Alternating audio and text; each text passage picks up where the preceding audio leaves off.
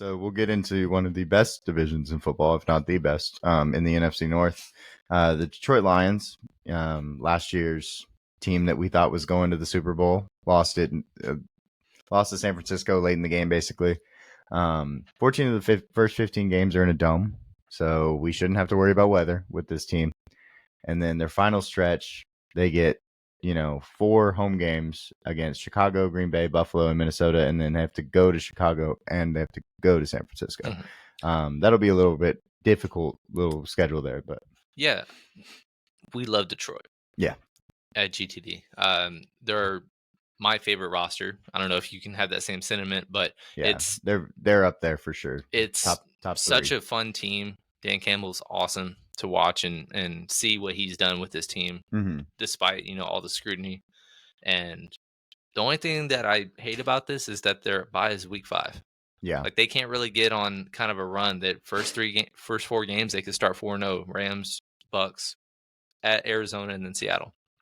Easy stretch. You don't want to have a bye then. Like usually you want the bye in the middle of the season, right after I played Dallas, San Fran, and then Green Bay. Oh, we need some little bit of break to recoup. Yeah, absolutely. And even if you drop a couple, hey, let's push it to the side and then we'll finish the season strong. Well, this year they have after a potential 4-0 start, I'd be shocked if they were 3-1. But then they come out of the bye, 4 road games out of 5 against Dallas, Minnesota, Green Bay, Houston. I don't think that they'll lose the majority of those games, but it's just not ideal. Right. Their schedule is not the hardest, but it's just those kinds of things are when they kind of put this schedule together. Like that to me is a loss, or they're a loser coming out, because it's just like those are games that probably would be more wins, but where they were placed, like that, it's going to be tougher to overcome. And then, like you said, to end the year 4 out of 6 at home, back-to-back Thursday night games, or one's a Thursday morning game. But then the game of the year to me, Monday, week 17 against San Francisco, that could be a 1 seed game. And Detroit, I know, has circled it in red ink. Right. That's the game that we are going. It doesn't matter if we've underachieved up to that point. That is the game that we are going to come in and bust kneecaps. Yeah, we're going to win that one no matter what it takes. But yeah, and then Green Bay Packers, they have a tough stretch through the middle of the year. Houston, Jacksonville, Detroit, Chicago, San Fran, Miami, Detroit, and then Seattle to end that little stretch there. Then they have 4 straight night games. I just think that that is a really odd, rough, weird schedule to me. Because you get Houston, you get Jacksonville, you're playing those AFC teams. Not as important. That's fine. But then you kind of go into a quick NFC gauntlet where you play Detroit, a much improved Chicago team, and then San Fran. And that is going to be a really telling point of the year to me, right there in the middle of the year. Yeah, I mean, we've said this in a previous episode. A lot of people have Green Bay as a dark horse in this division. They were the youngest playoff team in decades. And what they did, they were up in the 4th quarter against San Fran on the road, destroyed Dallas. So you expect, hey, we're going to start in the top 4 and then compete to be number 1. I think it's a year too early, and they're one of the teams that I would probably anticipate not taking a step back because they were 9-8, but they finished the year the first or second hottest team in the NFC. And people are expecting them to stay there, which probably they're more in the 4 to 5 to 6 range. That is probably where I'd place them again. Like they're 9-8 last year. Didn't feel like that. But this year, I feel like 9 or 10 wins is below what some people even have in mind for this team. Yeah, I think for me personally, it's like, well, we're talking about Green Bay and Chicago. Who's going to be number 2? I think it's a lot closer than people are acting, especially with, we'll talk about Chicago in a second, but they have a 4th place schedule. It's like, I think Chicago has a better chance of getting 11 wins in like totality. Exactly. And so it's like, I don't think I can't put Green Bay as a dark horse because I think Detroit is just so much better.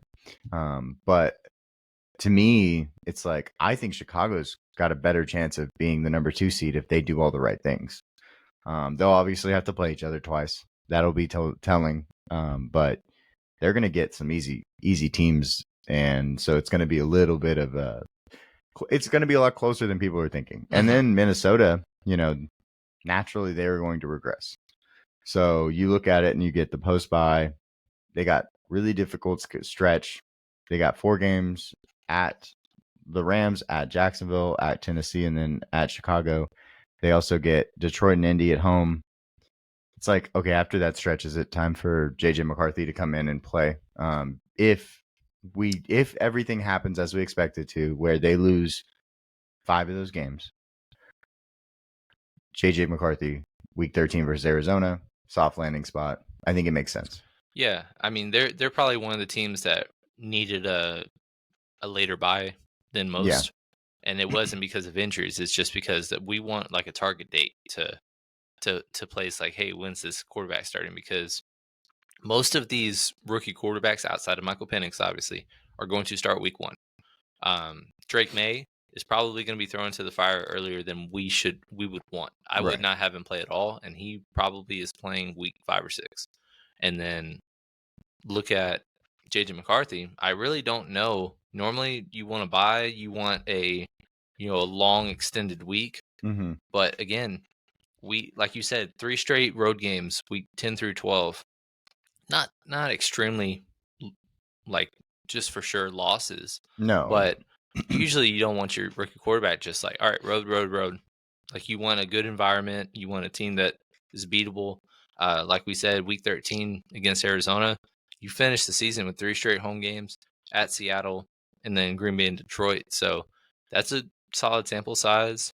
But to kind of put a picture of where the public thinks they're at right now, they're underdogs against the Giants week 1. Even though they're on the road, that was shocking to me. Just because I thought that Giants were far and below everybody else for the most part in the NFC, other than I guess Carolina. So them being favored, that just kind of shows like, oh, well, maybe Minnesota might be actually worse than what people think. Yeah, and I think personally, Minnesota regressed on defense, pass rush. They regressed at quarterback, but they still have a lot of really good pieces. I mean, we shouldn't just write them off. I don't know what's going to happen with Sam Darnold, of course, but I think that this is one of those teams with a really wide outcome that we kind of talked about with the other Raiders and stuff. They could end up being a 4-win team to me.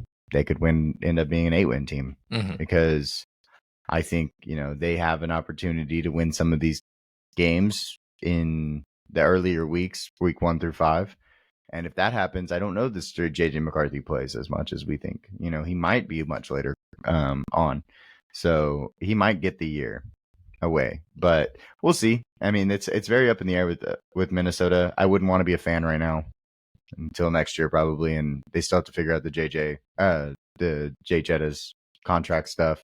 That is another question mark that you just add to it. So but yeah, and then the Chicago Bears, 4th place schedule, get to play Carolina, Washington, Arizona, and New England, consecutive home games.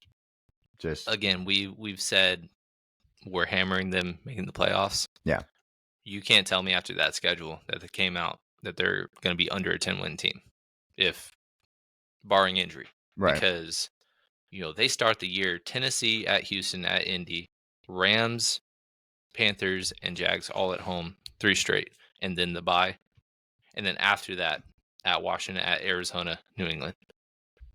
Like if they could be 7-2 after 9 weeks, and I wouldn't be shocked. And then they get 2 home games right after that. New England, Green Bay, 3 straight home games. 3 straight home games after that. Yeah. So really, their meat of their schedule doesn't happen until Thanksgiving, and that's why I'm so excited about that game. We'll talk about that in another video.